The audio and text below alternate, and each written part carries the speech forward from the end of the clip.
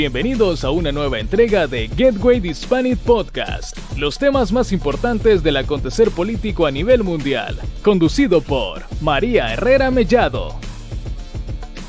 Buenas tardes, bienvenidos a nuestro primer podcast de Gateway Hispanic. Mi nombre es María Herrera Mellado y tengo el placer hoy de compartir espacio con una amiga, una gran activista pro vida que trabaja para Moms for America y también para Voto Católico. Se llama Mayra Rodríguez y es muy conocida entre la comunidad hispana por haber, girado, ¿no?, su vida y su corazón hacia la defensa de los más indefensos. Bienvenida, Mayra. Hola, ¿qué tal? Un placer y un gusto estar aquí contigo. Espero que todo esté bien por allá, con tantos cambios de clima y las tormentas. Así es. En Florida en los veranos siempre hay muchísimas amenazas de huracanes, pero bueno, en Arizona hay también tormentas de arena y también un calor intenso, ¿no? 118 hoy, María, 118. Increíble, bueno, pero es un estado bellísimo y además un estado muy importante ahora mismo de cara a las elecciones 2024. Yo recuerdo, Mayra, cuando viví allí 4 años, de hecho yo soy abogada en Estados Unidos y estudié en la Universidad de Tucson, Arizona, y recuerdo cuando lo dejé que era un estado conservador, de mayoría del Partido Republicano, y han pasado apenas una década y estamos irreconocible. ¿Qué ha pasado, Mayra, en el estado de Arizona para que Biden en el 2020 haya ganado el voto mayoritario de las personas de Arizona? Bueno, la diferencia realmente en el estado de Arizona fue muy pequeña, ¿no?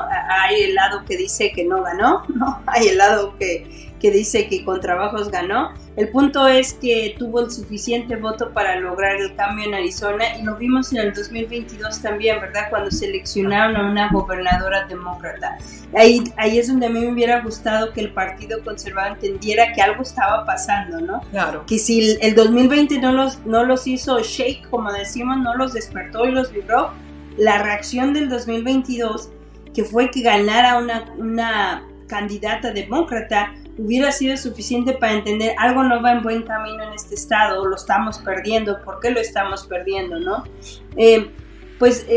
Mucha gente va a culpar a la migración de California, ¿no? Mucha gente que se mudó de California, mucha gente que se mudó de Oregon y cosas así, pero también tenemos que entender que hay gente aquí que ya empezó a votar por el demócrata, ¿no? Porque, pues como yo, por muchos años me compré las mentiras, me compré las historias, el que ellos sí ayudan a los inmigrantes. Eso, María, le pesa mucho al latino. Así es. Creer ese cuento, ¿no? Ese cuento de que ayudan al inmigrante y olvidamos todo lo demás con tal de ayudar a nuestra propia gente. Entonces, eso fue parte del cambio que hubo en Arizona y tienes razón. Hoy no lo reconocerías. Mi hija acaba de llegar de Nueva York, de haber vivido allá 3 años antes en California, y el fin de semana que salimos decía, ¿por qué hay tanto homeless? Nunca había visto tanto homeless en Arizona, a 116 grados y la gente afuera. ¿Por qué hay tanto puesto así como de tacos, no? O sea, puesto ambulante, ¿no? Nunca había visto eso. Dice, y le digo, bueno, supuesto que ya eres un estado demócrata, ¿no? Entonces realmente lo acabo de decir, no puedo creer que hoy seamos un swing state, que tanta responsabilidad, María, esté sobre el estado de Arizona, sobre el voto latino, ¿no? Da hasta miedo, da hasta miedo.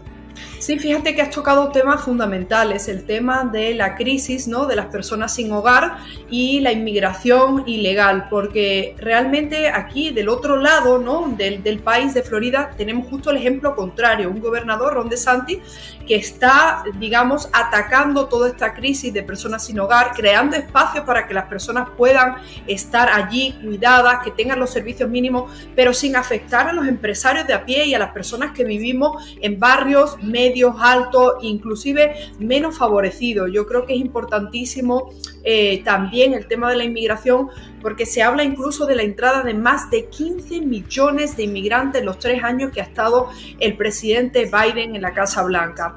La inmigración, por desgracia, como va a inmigración, efectivamente es un arma de guerra. Ahora mismo está siendo utilizada por el crimen organizado, ¿verdad?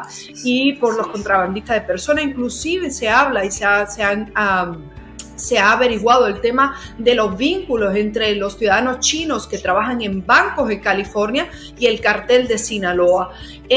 Mayra, ¿qué mensaje le podemos dar al hispano de a pie de que efectivamente es lo contrario? ¿Por qué tú crees, al igual que yo, que el Partido Demócrata no solo no ayuda al inmigrante hispano, sino que lo esclaviza, lo perpetúa y lo envía a una cadena perpetua, sino a una sentencia de muerte? Pues es muy fácil, ¿no?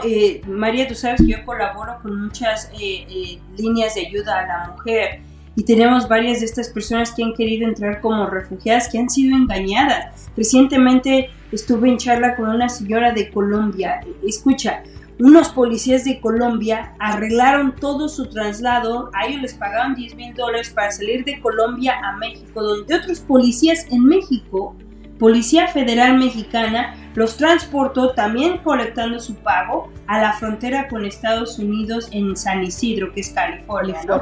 Ahí mismo, esos mismos policías federales, de acuerdo a estas personas, les recomendaron cruzarse así. O sea, ustedes se van a cruzar y una vez que se crucen del otro lado, pues van a pagar el resto del dinero y luego se van a ir a entregar en 24 horas para aplicar para el asilo y ahí les van a dar todo. Les van a dar casa, eso les dijeron desde Colombia. Esto ha sido un plan macabro. ¿Por qué? Porque la realidad no es esa. Si bien el gobierno de Estados Unidos ha tenido que, en muchos estados, sacar adelante a muchos de los inmigrantes, obvio que no hay para todos, María. Y entonces claro, hay gente que ha sido echada a la calle. Obvio que no les están diciendo que esta ayuda no es eterna, ¿no? Que esto es un proceso y una vez que llevas tantos días, te vas, porque ya el albergue ya se agotó para ti y llega otra familia, ¿no? Y solo es como un giro a las familias. Aquí vemos, ¿cuándo te habías imaginado que había niños vendiendo dulces en la calle de Nueva York o de Los Ángeles? Eso es algo que yo no me esperé nunca ver en este país. Hoy, lo que nosotros vivimos como inmigrantes, los que tenemos aquí más de 10 años, 20 años, ¿no? Yo ya 30 años, no es lo mismo. Hoy ya no es lo mismo. Ya hay muchos que ni están viniendo aquí a trabajar, sino con una promesa de vivir de a gratis para siempre, que no existe, ¿no? No existe. Este es un país de trabajo. Si tú quieres trabajar y salir adelante, ese es el sueño americano. Para eso estamos. Pero lo que ha hecho el Partido Demócrata... Perdón, Mayra.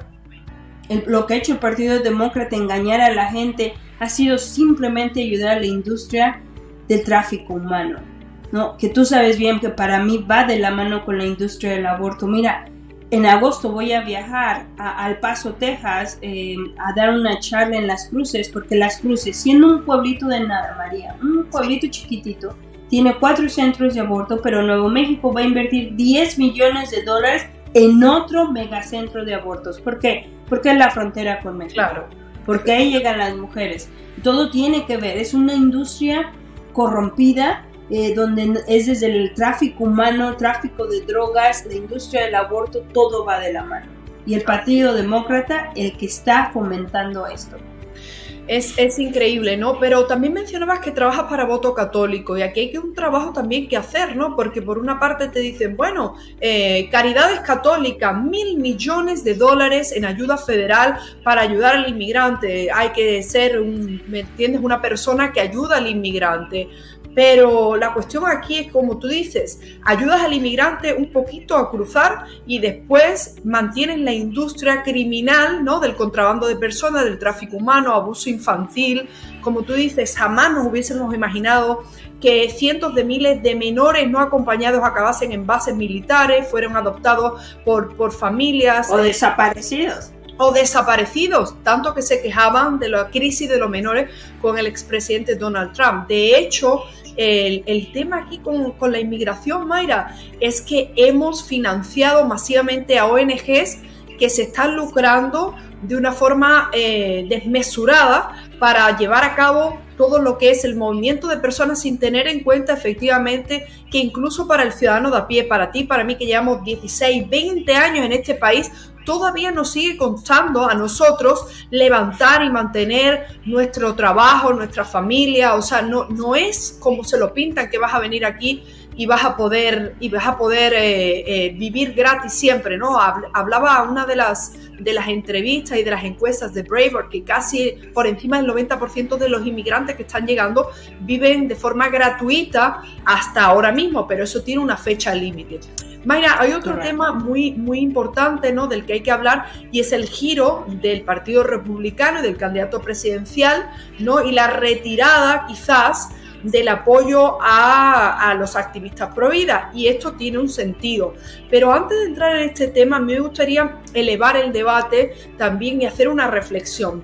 ¿Por qué crees que el Partido Demócrata, inclusive muchas personas que no son demócratas, que pueden ser independientes inclusive, y algunos republicanos dicen no debemos de permitir la pena de muerte para abusadores menores, porque eso, digamos que está prohibido por la cláusula 8 de la Constitución de Estados Unidos, un trato inhumano, un trato cruel, pero sí al aborto, sí acabar con casi 1 millón de bebés no nacidos que no han hecho absolutamente nada, no son violadores, no son abusadores de menores, como sí son estas personas que han sido sentenciados. ¿Y por qué? ¿Por qué esa tensión a nivel, digamos, federal y estatal? Porque sí hay 5 estados que opinan que hay que castigar con la pena de muerte a los violadores de menores, pero el gobierno federal dice no, eso es inhumano, pero sí acabamos con 1 millón de vidas y además lo financiamos y además los apoyamos porque esos son los derechos de la mujer. ¿Qué reflexión te causa esta cuestión y esta hipocresía por parte del electorado? Esa doble moral, ¿no? Porque es esos mismos que piden el aborto para el bebé de una violación, ¿no? Para el bebé de la violación debería existir la pena de muerte para ese bebé debe ser desmembrado, descuartizado dentro del vientre de su madre, pero el violador, ¿cómo va a ser que lo vamos a matar? ¿Cómo va a ser que lo vamos a castrar? No podemos ser tan inhumanos, ¿no? ¿Sabes? Esas son las cosas que a mí me despertaron con el Partido Demócrata, María, que creo que a mucha gente hoy le están despertando, la doble moral, ¿no? ¿Cómo claro. Sí esto, pero no esto, ¿no? ¿Cómo sí quieres respetar que todo el mundo respete la ideología de género, pero tú no quieres respetar la religión, ¿no? ¿Cómo tú quieres respetar la vida de un asesino, la vida de un violador, pero no la vida de un no nacido, ¿no? Sí. Como no quieren ni respetar la vida, por ejemplo, con su dichosa muerte, ¿cómo le llaman? Eutanasia compasiva, ¿no? O sea, eutanasia compasiva no es algo monstruoso, ¿no? O sea, eso no es algo monstruoso. La pena de muerte sí es algo monstruoso para un asesino, para un violador, pero todo lo demás donde le ofrecen a alguien, por ejemplo, en estados como Oregon y Washington, que ya están pasando la eutanasia compasiva, que le ofrezca a gente pobre morirse mejor, que le ofrezcan a inválidos morirse mejor, niños enfermos, eso sí es humano, ¿no? No, es una doble moral, una vez más, del Partido Demócrata, en su mayoría, porque la mayoría, lamentablemente, también creo que hemos perdido a la mayoría. Existían algunos cuantos dispuestos a mantenerse firmes en respetar la vida humana, ¿no? Entendería más si dijeran son pro vida, ¿no? El pro vida es más fácil que dijeran, no, el pro vida ve respeto a toda vida humana, ¿no? Hay que respetar desde el nacimiento hasta la muerte natural. Pero alguien que aboga por la muerte en otros aspectos, pero que defiende al malhechor, no tiene nada que ver más que el dinero que sacan de tenerlos en la cárcel, María, si es que los meten. O la protección a la pedofilia, que venimos llamándola desde hace ¿cuánto, María? Tú y yo estuvimos juntas dando una conferencia en Monterrey hace 3 años. Les dijimos, van por tus hijos, van a legalizar la pedofilia, y hasta un reportero que anduvo ahí cómo se reía que decíamos eso, y míranos hoy. Así es, Mayra. Mira, yo como abogada en esta última cuestión no tengo algo que decir. Evidentemente yo entiendo que como muchas personas argumentan, bueno, es que la mayoría ya no está con la defensa de la vida a ultranza, no son ultra religiosos.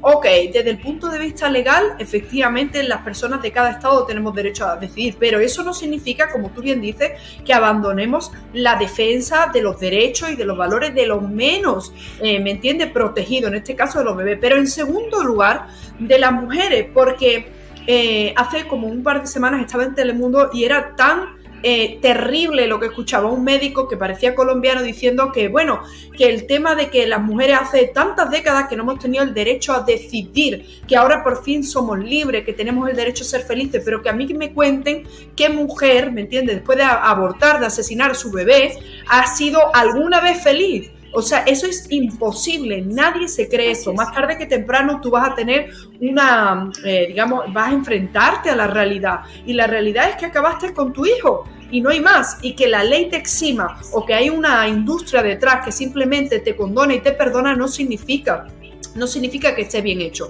Ahora, Mayra, hay dos temas también muy importantes que quería hablar contigo. Uno, el giro que está pegando México. Tú eres mexicana. O sea, yo he ido mucho los últimos 2 años a México. Hemos ido a la Convención Conservadora, al CIPAC, donde hemos hablado. Hemos ido a alguna, yo fui a la Convención de Fe, Familia y Libertad también, que regresaba, ¿no?, a México después de 20 años. Y cada vez que he ido ha sido más impactante la toma por parte del feminismo extremista radical de un país como México, un país tan cristiano, tan católico, hasta llegar al punto que la semana pasada, en lo que fue la celebración del orgullo gay, sacaron la imagen de Jesucristo bailando y la utilizaron simplemente para atacar a los católicos, a los creyentes mexicanos, hablando del Cristo gay y todo lo que ha sido una ofrenda, y además ridiculizando todo lo que representa un país, el país que tiene a la Reina de América, a la Virgen de Guadalupe, y un país que es profundamente creyente, profundamente católico, y donde los valores de la vida, la familia, la libertad, la honestidad están. ¿Cómo se explica esto? ¿Está Estados Unidos financiando el movimiento LGTBI, el aborto en México? ¿Está Estados Unidos catapultando todo esto para acabar con la sociedad mexicana? Claro que sí, la IPPF ha metido sus entrañas en México y en Latinoamérica, ¿no? Podemos ver que esto tiene que ver también, María, si bien dijiste algo, era un país sumamente católico. Creo que algo que pasó en México es que muchos crecimos con la Iglesia Católica como una tradición, pero no la aprendimos, ¿no? Uh-huh. Son muy pocos los mexicanos que de verdad son católicos activos, y ese ha sido un error. Considerábamos a México un país muy, muy católico, pero realmente yo le llamo guadalupano, ¿no? Porque a Guadalupe la ven como un símbolo patrio, a nuestra Santa Madre Guadalupe se le veía como un símbolo patrio y ya no como algo religioso, ¿no? Claro. Y podemos ver hasta la nueva futura presidenta, que ni siquiera católica es, hasta una falda de la Virgen de Guadalupe traía puesta, ¿no? Así es. Ha sido ese partido también, ¿no? Es esa forma de querer cambiar, engañar a la juventud de hoy a esta vida que no los lleva a nada bueno, ¿no? Metiendo una ideología, metiendo unas ideas. Perdimos a México, creo yo. Es triste porque te puedo decir que yo he tenido contacto con personas de aquel lado y le digo, oye, pensaba ir, no, ni vengas, dice, ¿no? El cartel está tremendo, las matanzas están tremendas, los crímenes han aumentado, ¿no? Ya es muy difícil viviendo a 3 horas de México y querer ir a México, ¿no? Así es. Por todo lo que está pasando, y sabemos que la cosa se va a empeorar de hecho hasta los inversionistas dijeron, no, espérate, ganó su mayoría Morena, mejor nos detenemos, casi no invirtieron, se les cayó el peso otra vez, ¿no? Porque esto es algo que la gente no esperaba ni quería, ¿no? Es muy triste, María, lo que está pasando, creo. No sé, mi fe me dice que espero que Jesús venga y que nuestra Santa Madre Guadalupe regresará a México para rescatarlo de nuevo, porque no veo otra forma, María, no veo más que esa forma, que regresen a rescatar a México. Mira, el caso de España es muy similar. En España, exactamente, el catolicismo, las tradiciones, son tradiciones, practicantes cada vez hay menos, y efectivamente parece que nunca se enseñó, se impartió bien, se aprendió, ¿no? Las lecciones también históricas, ¿no? Lo que ha sufrido, por ejemplo, el caso de España, las invasiones musulmanas, estamos viendo el tema de las elecciones en Francia. ¿No? Lamentable, ¿no? Lamentable, pero el caso de México es muy significativo, y quiero terminar con una pregunta muy clara, Mayra. El gobierno de Andrés Manuel López Obrador ha demandado en varias ocasiones al gobierno de Estados Unidos y a instituciones y a organizaciones, porque ellos entienden que el crimen organizado en México está completamente relacionado con la exportación de armas de Estados Unidos a México. ¿Qué opinas? ¿Es Estados Unidos de nuevo culpable de la violencia extrema que se viene llevando a cabo, que tiene lugar en México y que ha hecho que el México más violento de la historia sobrepase inclusive a los carteles de la droga colombiana, o no? Simplemente es que el caldo de cultivo ya existe para esa violencia extrema y eso es simplemente una excusa por parte del presidente López Obrador para decir que la culpa lo tienen los estadounidenses. Pues claro, ¿no? Es lo mismo que dijo con la frontera, ¿no? Que era nuestra culpa por haber dicho que abríamos la puerta, ¿no? Igualmente dice el fentanyl, ellos traen el fentanyl, ellos traen la droga acá y también es nuestra culpa porque nosotros creamos consumidores, fue lo que dijo, ¿no? O sea, para él todo es nuestra culpa y no toman responsabilidad, ¿no? No sé, yo lo pienso como una madre, ¿no? Como una madre que siempre culpara a los amigos de mi hijo si mi hijo hace algo malo, ¿no? Es que es su culpa, él le trajo el alcohol, ¿no? O él le trajo la cerveza, ¿no? Pobrecito de mi hijo, no. Claro que también ha habido una corrupción en la frontera, sí, claro, ha habido corrupción de Estados Unidos para transportar esas armas, lo sabemos, y también ha habido corrupción de México, ¿no?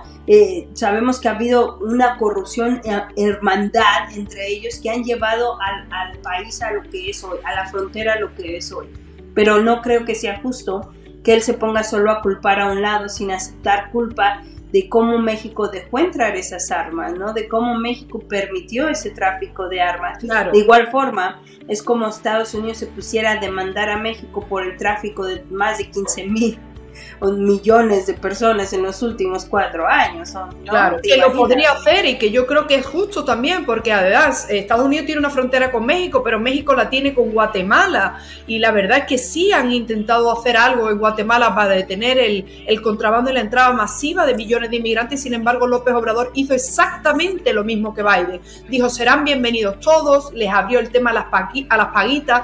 Todos recordamos cómo ofreció los autobuses desde Chiapas hasta el norte. O sea, han sido realmente dos presidentes nefastos, que no solo en el ámbito económico, sino en la persecución al disidente, al conservador. Andrés Manuel López Obrador ha utilizado la presidencia simplemente para perseguir y exponer inclusive a periodistas en un país en el que asesinan a muchísimos periodistas simplemente porque no se permite la libertad de prensa. Me cuesta realmente trabajo entender a algunas personas que leo en las redes sociales y que siguen defendiéndolo porque dicen que bueno, que en México había antes mucha corrupción. Sí, pero este ha sido el sexenio más violento de la historia de México. Y todavía hay corrupción, María. Todavía hay corrupción. Los hijos del presidente y en un país donde nunca antes se ha expuesto la dirección privada de periodistas y de personas que han sido sentenciados filtrando inclusive los datos bancarios privados. O sea, no lo entiendo, es algo que habría que... Y lamentablemente, María, nosotros tenemos una esperanza aquí, ¿no? Que para nosotros es, si ganamos Arizona, ganamos los 10 estados clave, podemos tener la esperanza de que no se nos salga del control. Pero México, con las nuevas elecciones que tuvieron apenas, ¿qué esperanza tienen los mexicanos? No, la verdad, muy pocas. La única esperanza en México es que nosotros no nos dejemos de este lado para que haya una barrera en todas estas ideologías y todas estas pólizas que pretende meter la nueva presidenta de México, que es Andrés López Obrador, en mujer. En mujer. Sí, efectivamente, Mayra, y habría que tratar muchos otros temas que lo haremos en diferentes podcasts, pero para cerrar, efectivamente, una administración republicana va a luchar por la defensa de los derechos civiles. Para los mexicanos y los hispanos que nos escuchan, señores, el único partido que ha defendido la libertad y los derechos constitucionales desde la fundación de este país ha sido el Partido Republicano. El Partido Demócrata abogaba y defendía la esclavitud de los negros. El Partido Republicano defiende los derechos constitucionales, no aboga por unas fronteras abiertas, no aboga por el asesinato de los bebés en vientres maternos, no aboga por hundirnos en un socialismo que ha acabado con millones de personas a lo largo del mundo. sin unos Estados Unidos republicanos, liderados por una persona como Donald Trump, una persona como Ron DeSantis, Greg Abbott, Marco Rubio, Vivek Ramaswamy, Estados Unidos dejará de ser el faro de libertad.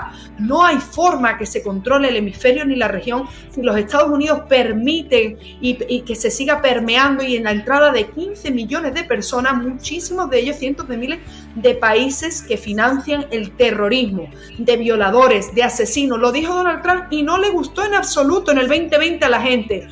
4 años más tarde sabemos lo que está pasando. El Tren de Aragua está en Estados Unidos, la Mara Salvatrucha, el crimen organizado, los carteles de la droga y por supuesto aquellos que vienen a atentar contra Estados Unidos. Así que es un tema muy interesante, Mayra. Yo creo que tú tienes un rol muy importante, porque como mujer y como yo, y además mujer mexicana, que soy la mayoría de la minoría de hispanos en Estados Unidos, más importante, creo que tu voz tiene que escucharse muchísimo y que hay que luchar por rescatar a todas esas madres mexicanas, esas familias de mexicanos americanos que están completamente confundidos y que lo único que hacen es beber de ese veneno que son los canales de televisión hispanos, que siguen vendiéndonos como víctimas cuando realmente aquí tenemos un país que lo único que hace es darnos la oportunidad para prosperar, para ser honestos, para vivir en libertad y para triunfar en el mejor país del mundo, que es los Estados Unidos de América.